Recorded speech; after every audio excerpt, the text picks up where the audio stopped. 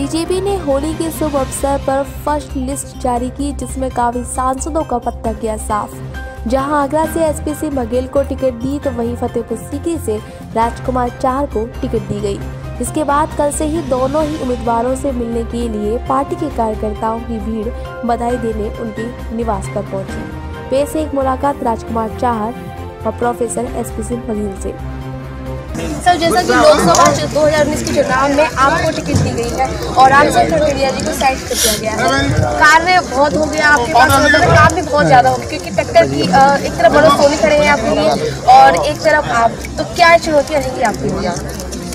राजनीतिक रूप से चुनावी दृष्टिकोण से कोई चुनौती इसलिए है क्योंकि ये चुनाव मोदी जी के नेतृत्व में और अमित शाह जी की संगठन क्षमता से लड़ा जा रहा है।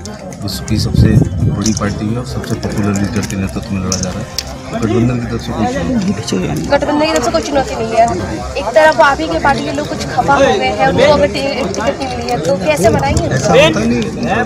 भारतीय जनता पार्टी के सभी लोग कार्यकर्ता होते हैं और अनुशासन पार्टी है और कैडर की पार्टी है, नीति सिद्धांत कार्यक्रम से जुड़े हुए होते हैं। तो यहाँ कमल चिन्ह चुनाव लड़ता है, कभी व्यक्ति चुनाव लड़ते ही नहीं, संगठन चुनाव लड़ता है। तो कोई ऐसे रूट ही नहीं, परिवार का मामला बैठ के बात कर लेंगे सब लोगों से। और सबसे पहले आपको बधाई। नमस्कार दोस्तों, इस वक्त हम आगरा में खड़े हुए हैं, आगरा के खेड़िया मोड़ में, जहां पर कल की चर्चा हुई थी। पहले बातचीत चल रही है फतेहपुर सीकरी से कौन खड़ा होगा प्लेटफॉर्म में, तो शुरू से ही सोचने में विचार कर रहे थे कौन खड़ा होगा। और यहाँ पे तिगड़म की सीट भी ये बहुत रही थी क्योंकि यहाँ पे खड़े होने के लिए काफ़ी लोग बताए जाते थे क्योंकि बसपा से भी कोई खड़ा हो रहा था तो कोई मतलब राजकुमार चाहर जी का जैसे ये नाम अनाउंस हुआ तो सुबह से और रात से ही लेकर अभी तक यहाँ पे तांता लगा हुआ है। आप देख सकते हैं मेरे पीछे कि यहाँ पे कितनी भीड़ है और ये रात से ही भीड़ आ रही है इनको शुभकामनाएं देने के लिए। तो सबसे पहले हम अपनी तरफ से इनको शुभकामनाएं देते हैं कि इनका जो पार्टी से इनको टिकट मिला है, सबसे पहले हम इन्हीं को शुभकामनाएं देते हैं। आपको हार्दिक शुभकामनाएं, आपको जो सीट मिली है। पर यहाँ पर सबसे पहली बात ये है कि यहाँ पे चौधरी या बाबू का पहले भी उनका भी नाम चल रहा था, उनका भी पत्ता काट गया है। और बसपा से सीमा उपाध्याय भी खड़ी हो गई थी, उन्होंने भी अपना नाम पीछे ले दिया और ये भी कवायद लगाई जा रही थी कि भाजपा से वो शायद खड़ी हो सकती है। आपका नाम पार्टी ने आगे रखा है, जिम्मेदारी बहुत बढ़ गई है क्योंकि ये सीट पर शुरू से ही लोग लगे हुए थे कि हमें मिल जाए और हमें मिल जाए, चुनौतियाँ बहुत बड़ी है। देखिए, सबसे पहले तो मैं भारतीय जनता पार्टी के नेतृत्व को आभार व्यक्त करना चाहता हूँ, उनको धन्यवाद देना चाहता हूँ कि उन्होंने जो जनता की एक आवाज़ थी, एक कार्यकर्ता के लिए इस प्रकार की मांग की गई थी कि कार्यकर्ता को टिकट दी जाए, मैं इसके लिए आभारी हूँ भारतीय जनता पार्टी के नेतृत्व का।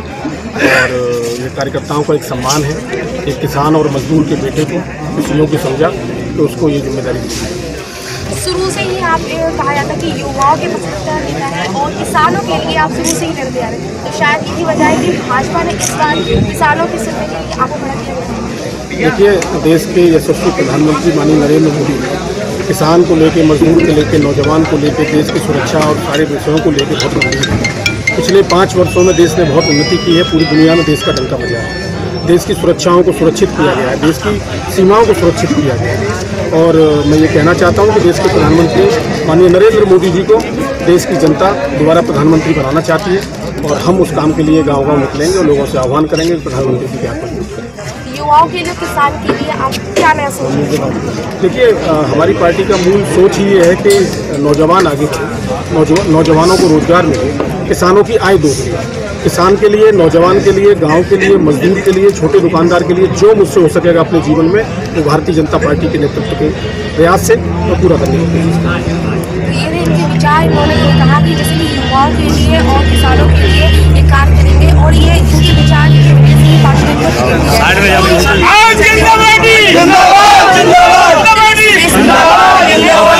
मुलाकात करने के लिए सुबह से ही जा रहा है।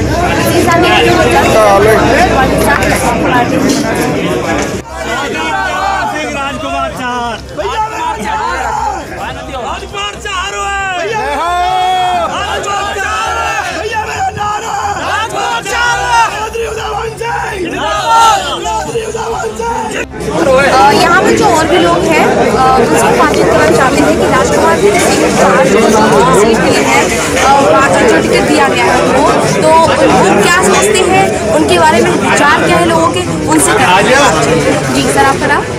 मेरा नाम शक्ति चाह है। सर ये बताइए, जैसे टिकट मिला है, काफ़ी लोग टिकट करते हैं कि हमें टिकट मिल जाए। देखो, टिकट सभी लोग चाहते हैं, लेकिन पहली बार हमारे इस फतेहपुर सीकरी क्षेत्र में पार्टी ने जनता के पुकार पर टिकट दिया है। जनता की जो मांग थी, दिली इच्छा थी सारी जनता की, क्योंकि सोशल मीडिया का जमाना है तो सारी जनता ने जो है मैसेज भेजे कि भाई टिकट राजकुमार चार को मिलना चाहिए। तो सभी जितने प्रत्याशी लाइन में लगे थे, सबसे बेटर है जनता की, क्योंकि जमीन का जुड़ा हुआ है, वो जानता है। जैसे मोदी जी एक चाय वाले प्रधानमंत्री बने, वो जानते थे सारी जनता का सुख। ऐसे ही राजकुमार को पता है कि ये गरीबी क्या होती है और हमें किस तरह से जनता की सेवा करनी चाहिए। चौधरी बाबूलाल जो यहाँ पर शामिल थे, क्या वो जमीनी नेता थे, लेकिन उनका भी कार्यकाल जनता ने देखा है। हाँ, तो उनसे ये कई गुने बेटर सारा बता रहे हैं कि जमीनी नेता है तो जहाँ जनता के बारे में सोचते हैं कि सीएम को टिकट देना लाजमी बनता है। और लोग से बातचीत करते हैं।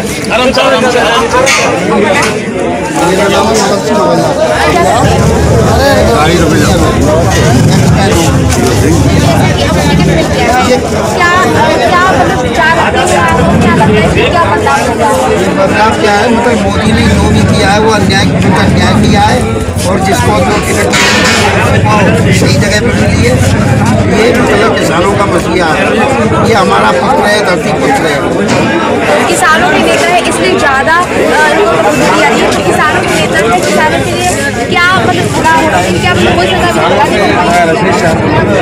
किसानों संबंधित सारी समस्याओं में हमेशा बिजली पानी के लिए सहयोग दिया है, अंदर में बैठे और जनता का साथ दिया है। जमीनी हकीकत से जुड़े हुए आदमी है, उनको नेता हमारी जनता ने चुना है और जनता इनको कांग्रेस की तरफ से राजकुमार का नाम सुना जा रहा है, तो क्या जनता की